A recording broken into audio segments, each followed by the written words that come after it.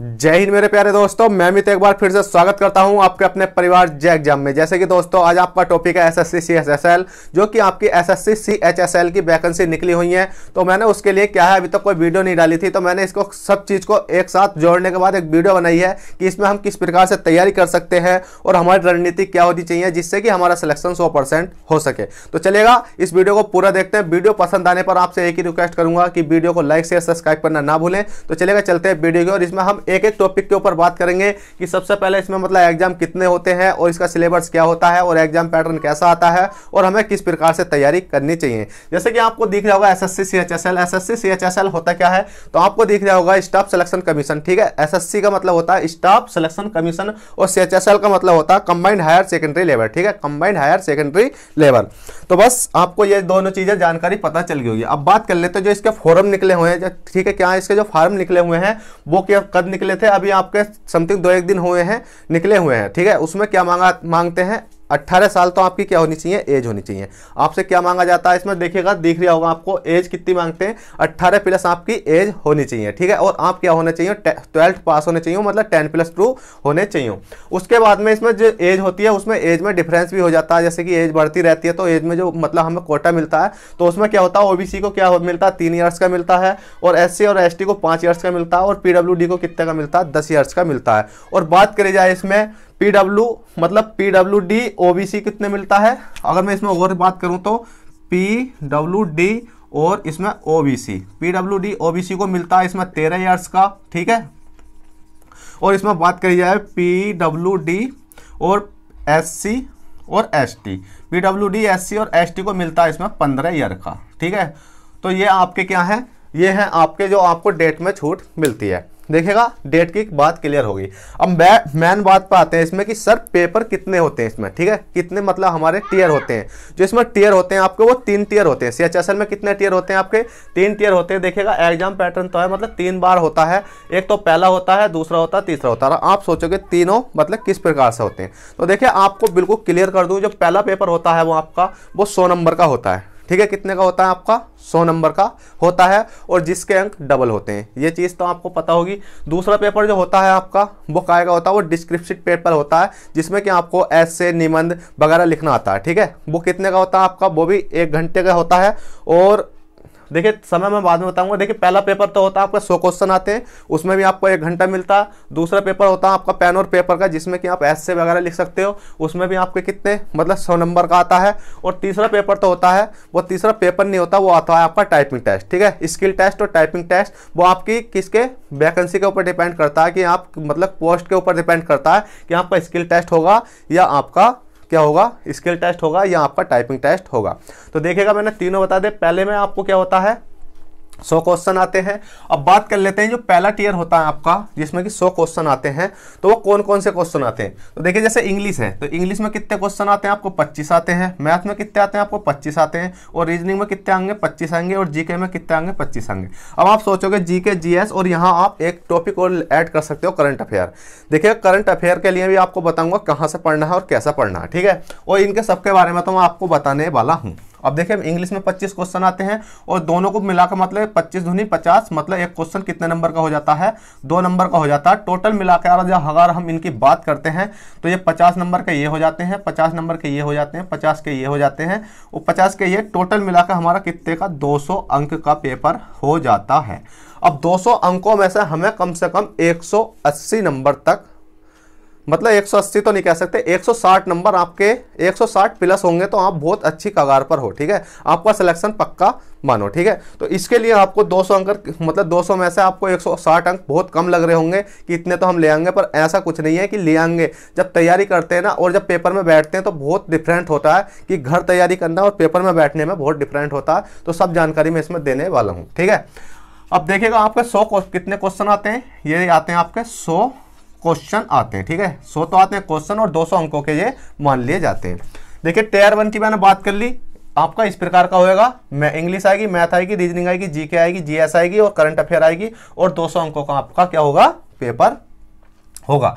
अब आते हैं टियर 2 की। टियर 2 में क्या होता है, और ये देखिए इनको समय की बात कर दूं तो मैं समय कितना होगा आपका, 1 घंटा होगा, मतलब 60 मिनट का आपका समय होगा।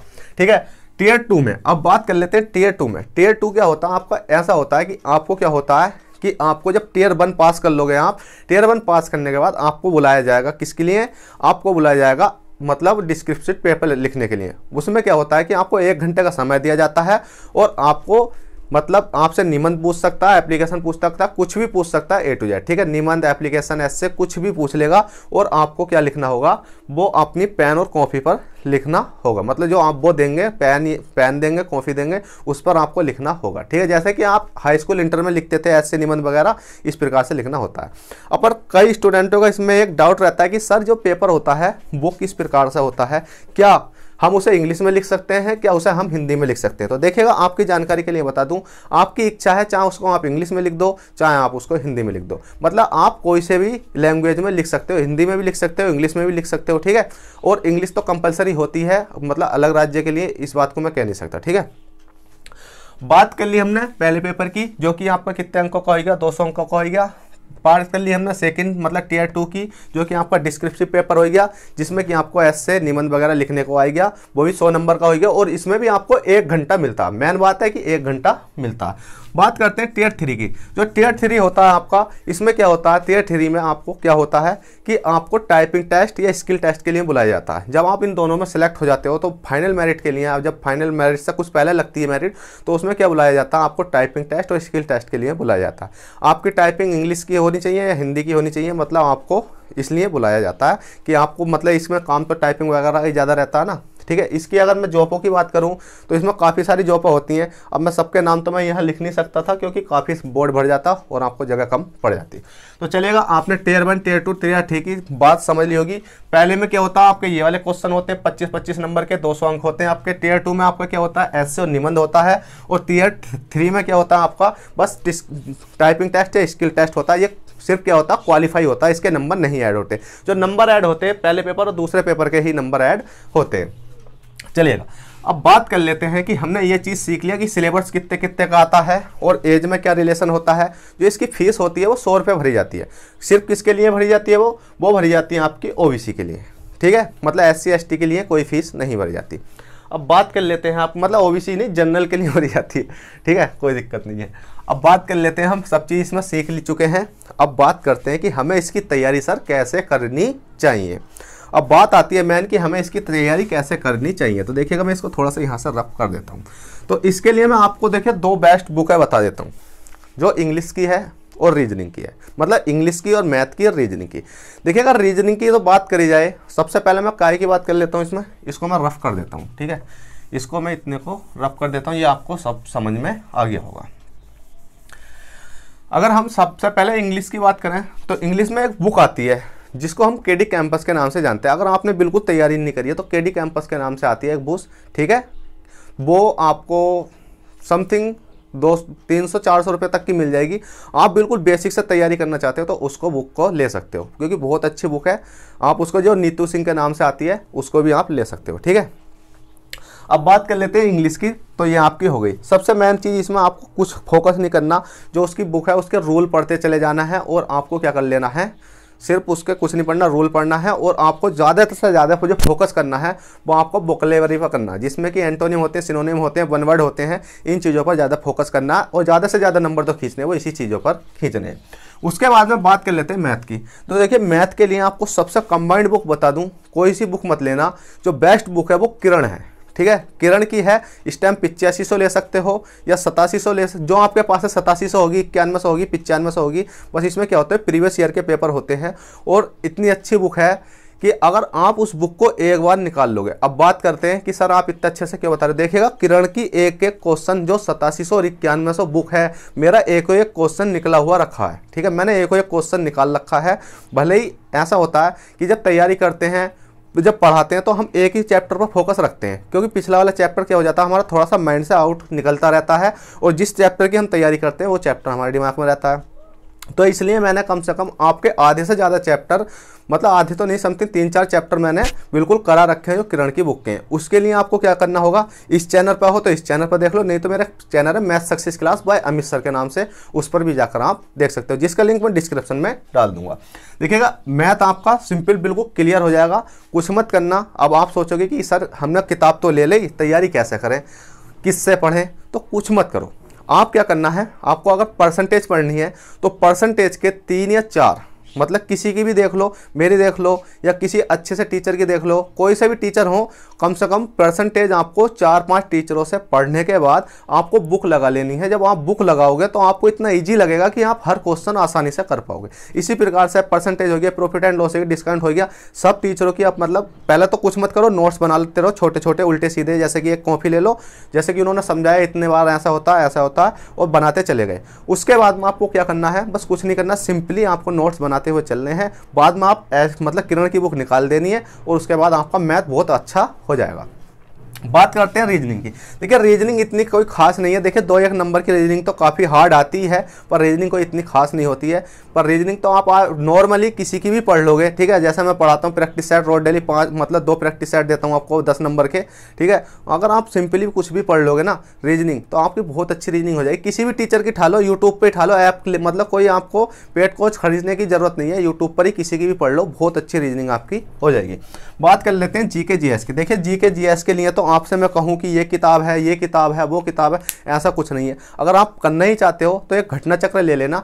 घटना चक्र में क्या होता है, जो प्रीवियस ईयर के क्वेश्चन होते हैं ना, वो क्वेश्चन क्या होते हैं, जो प्रीवियस ईयर के क्वेश्चन होते हैं उनका मतलब सॉल्यूशन वगैरह दे रखा नीचे। देखिए कोई राज्य है, उसका मतलब जिला कहाँ है, तो उसके नीचे देंगे कि वो राज्य कद बना, किस टाइम बना, किसके मतलब को किसने उसका निर्माण किया, ठीक है। सब चीज़ उसके मतलब क्या दे देते हैं, बिल्कुल डिटेल वाइज दे देते हैं। तो आपको बता दिया मैंने।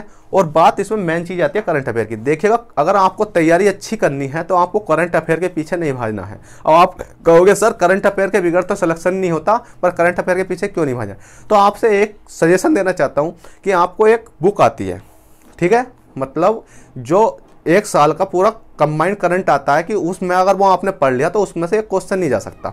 तो उसके लिए आपको कहीं बुक सेलर पर जाना है और पूरे मतलब 1 ईयर का, जैसे कि अब सन 2000 क्या चल रही है, 22 चल रही है, तो सन 2021 का पूरा करंट अफेयर ले आना है, तो वो आपको पढ़ लेना है। और जैसे ही आपका पेपर पास में आए, जैसे ही आपको सन 2021 का पढ़ रखा होगा, और उसके बाद जैसे सन 2022 का समथिंग पेपर कद हो सकता है, इसका अप्रैल में हो सकता है, ठीक है, कद हो सकता है अप्रैल में हो सकता है, तो आपको क्या कर लेना, सन 2022 के अप्रैल तक का, वो हर महीने निकलती है, जनवरी फरवरी मार्च अप्रैल, एक महीने का भी आपको ले आना, उसको पढ़ लेना।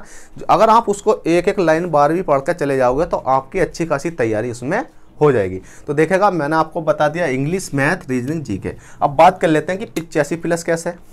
देखिए सब चीज़ छोड़ो, समथिंग आप कितने इंग्लिश में कितने नंबर ला सकते हो,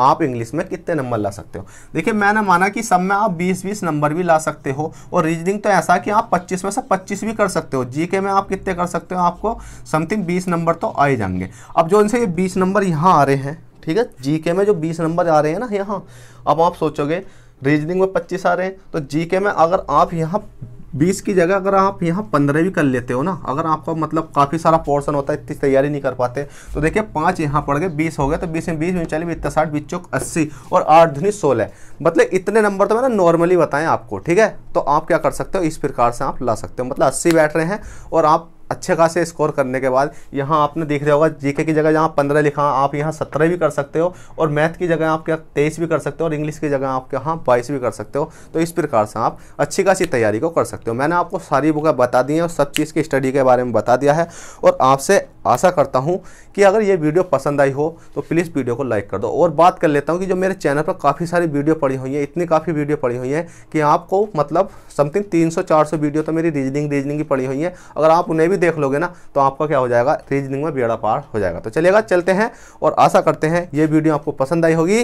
पसंद आई हो तो प्लीज़ वीडियो को लाइक शेयर सब्सक्राइब करना ना भूलें। तो चलिएगा चलते हैं, फिर मिलते हैं आपसे किसी नेक्स्ट वीडियो में। जब तक के लिए bye, take care, all the best, Jai Hind, जय भारत।